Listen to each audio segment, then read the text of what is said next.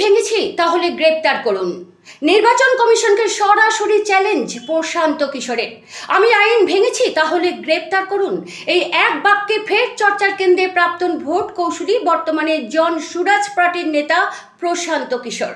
নির্বাচন কমিশনের পাঠানো নোটিশের জবাবে সরাসরি চ্যালেঞ্জ ছুড়ে দিলেন তিনি। সম্প্রতি জানা যায়, একসাথে দুই রাজ্যের ভোটার তালিকায় নাম রয়েছে প্রশান্ত কিশোরের। একদিকে বিহারের রোহতাস জেলার করহগড় বিধানসভা কেন্দ্র, অন্যদিকে পশ্চিমবঙ্গের দক্ষিণ কলকাতার ভবানীপুর বিধানসভা কেন্দ্র। এই অভিযোগ প্রকাশ্যে আসতেই নড়ে চড়ে বসে নির্বাচন কমিশন। কমিশনের দাবি, পিকের নামে দুটি পৃথক ভোটার কার্ডও নথিভুক্ত রয়েছে, ফলে তাকে নোটিশ পাঠিয়ে জবাবদিহি চাইছে কমিশন।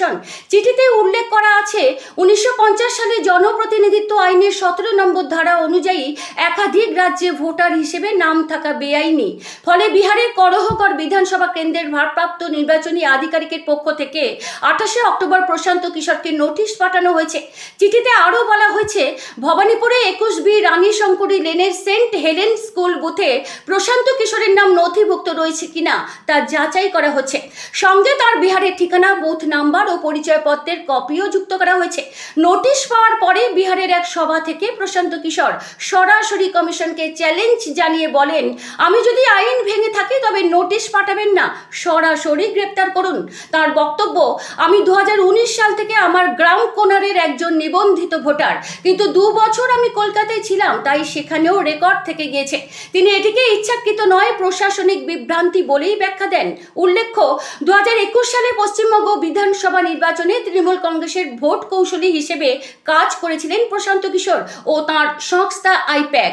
সেই সময় তার নাম নথিভুক্ত হয়েছিল 121 নম্বর কালীঘাট রোড ঠিকানায়, যা ভবানীপুর কেন্দ্রের অন্তর্গত। তৃণমূলের সঙ্গে সম্পর্ক ছিন্ন করার পর তিনি ফিরে যান বিহারে এবং গঠন করেন জন সুরাজ পার্টি, যার নেতৃত্বে এখন সক্রিয়ভাবে প্রচারে নেমেছেন। এখন প্রশ্ন একটাই, দুই রাজ্যের ভোটার তালিকায় নাম থাকার এই অভিযোগ নির্বাচন কমিশন কি পদক্ষেপ নেয়? আর প্রশান্ত কিশোরের এই প্রকাশ্য চ্যালেঞ্জে কিভাবে প্রতিক্রিয়া জানায় কমিশন, সেদিকেই এখন নজর দেশের রাজনৈতিক মহলের।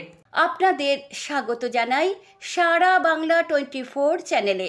সবার আগে খবর শুধু সারা বাংলা 24-এ।